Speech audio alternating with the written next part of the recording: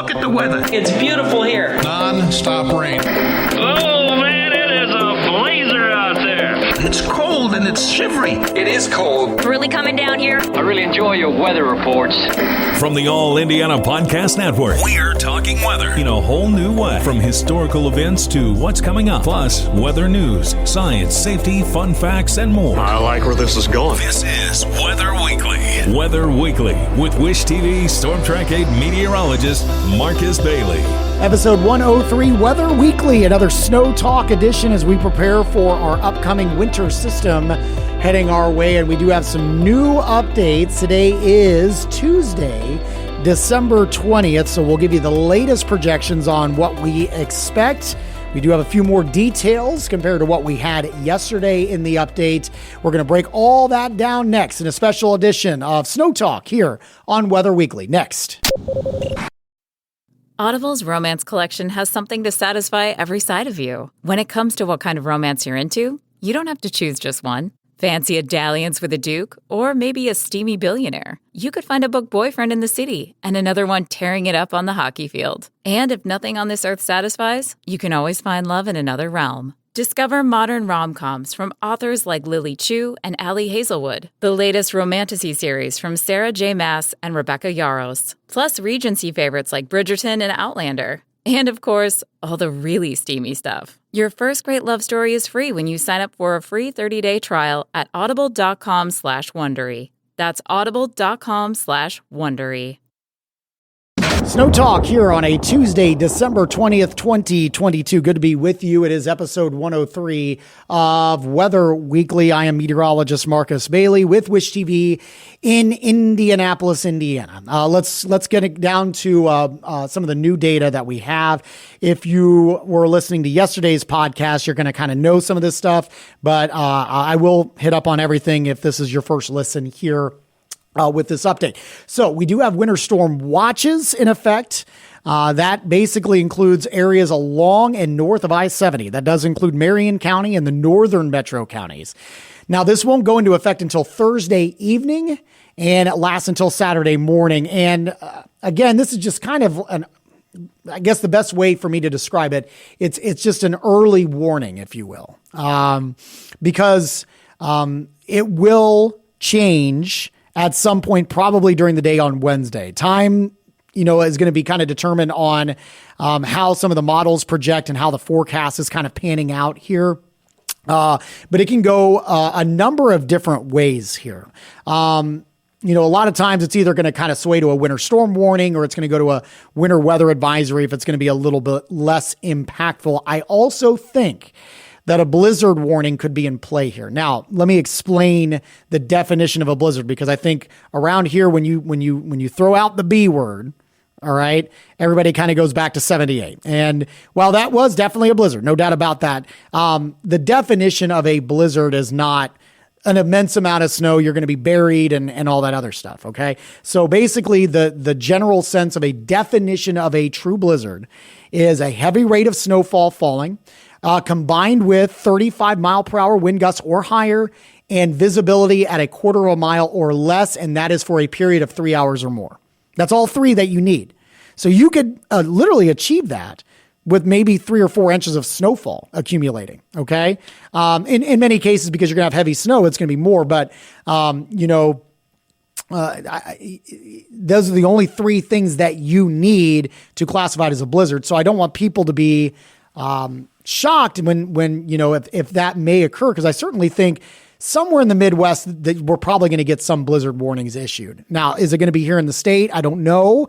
Again, there's still a lot to digest here, but I think that you're going to have all three of those factors in play at some point during the duration of this storm. Okay.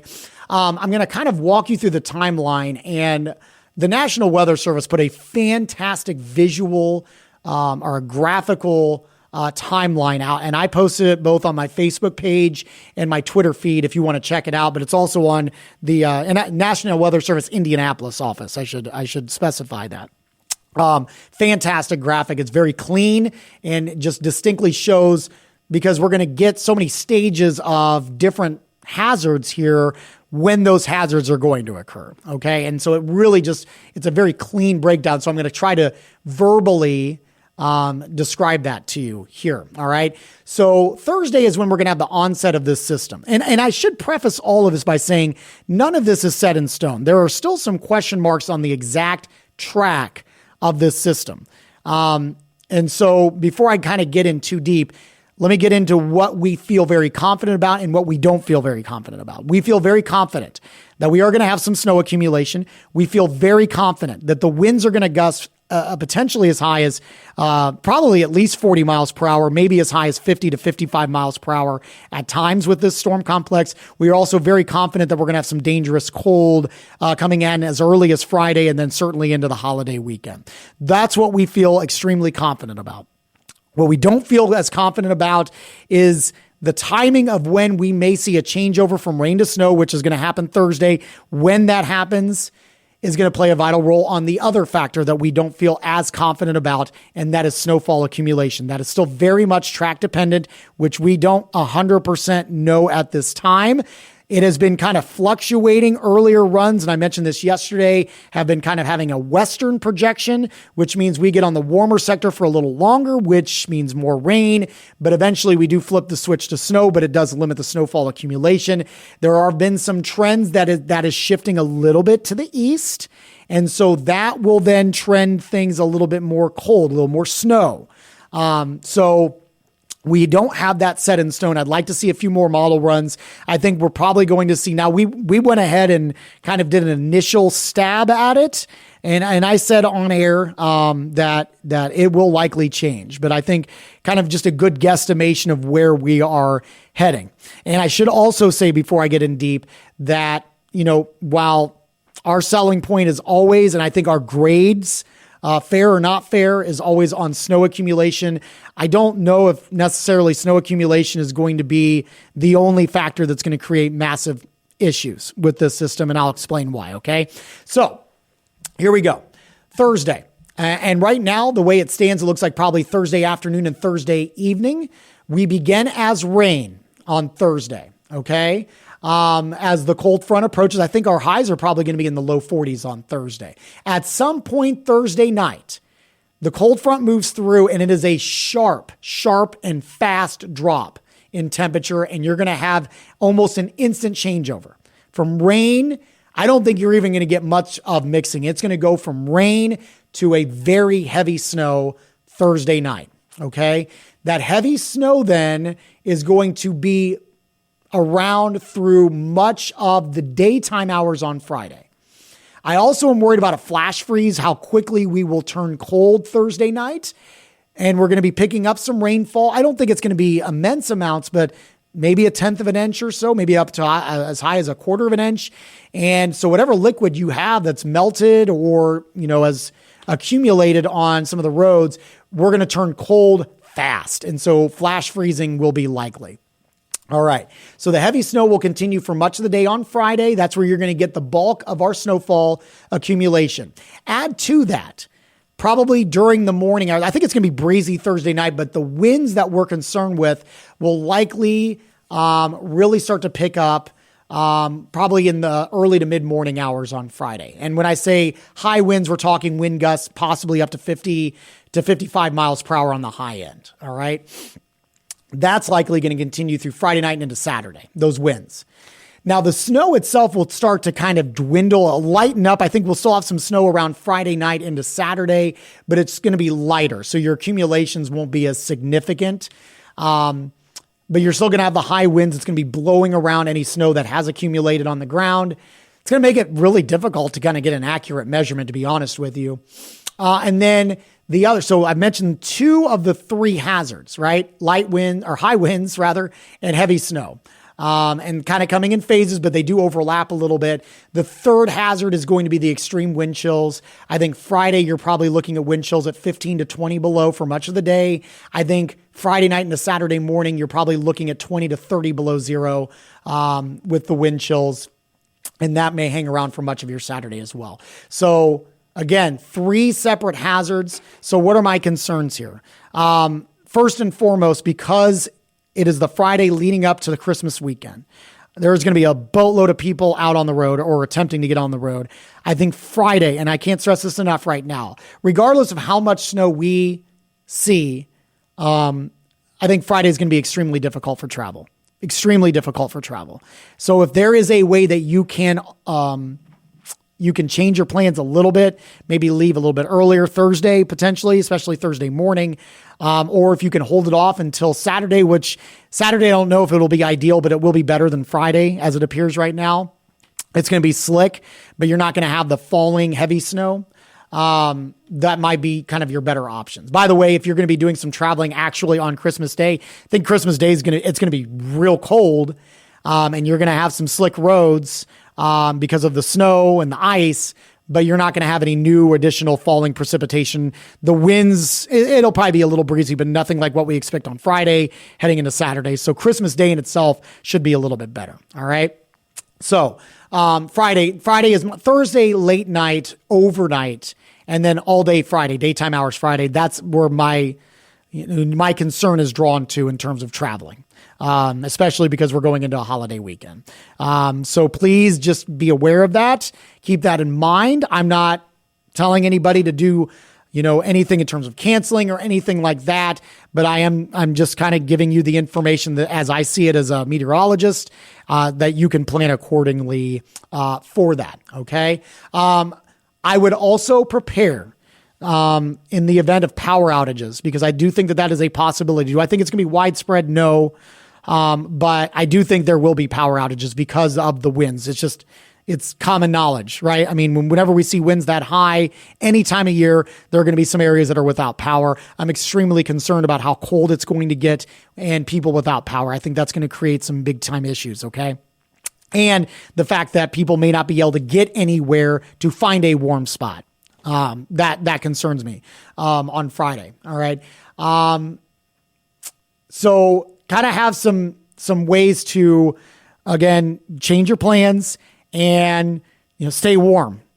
Ways to stay warm. If you need to get to somewhere else, neighbors have a generator, that kind of thing. Just, plan accordingly. Like I said, in these kind of cases, I don't say any of this to scare people, but sometimes in weather events, you plan for the worst and you hope for the best. I certainly don't think you're going to be talking about widespread power outages everywhere. I think it's going to be very sporadic, where you get some of these gusty winds, if trees get knocked into power lines, that kind of thing. You can't predict that. You can't predict where that's going to happen.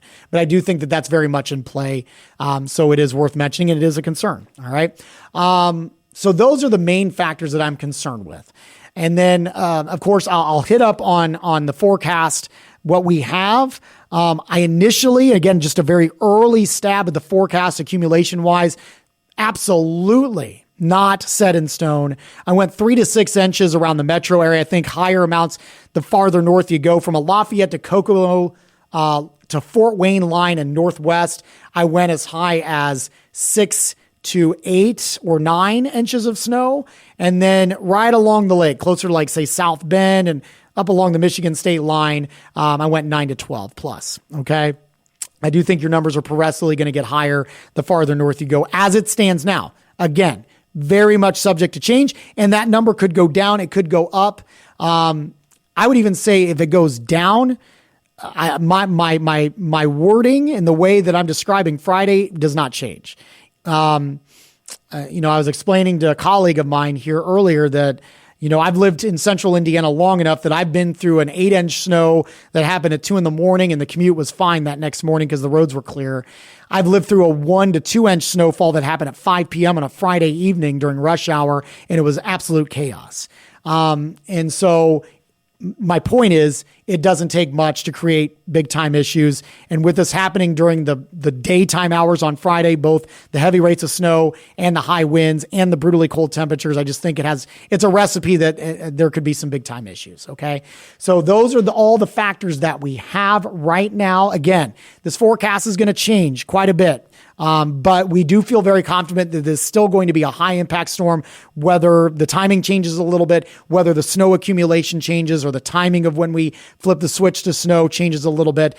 Regardless, the impact I think will remain very much the same. So again, just prepare and plan accordingly as you gear up for this upcoming holiday weekend. We'll close things down here on a special edition of Snow Talk on Weather Weekly next. Stay with us.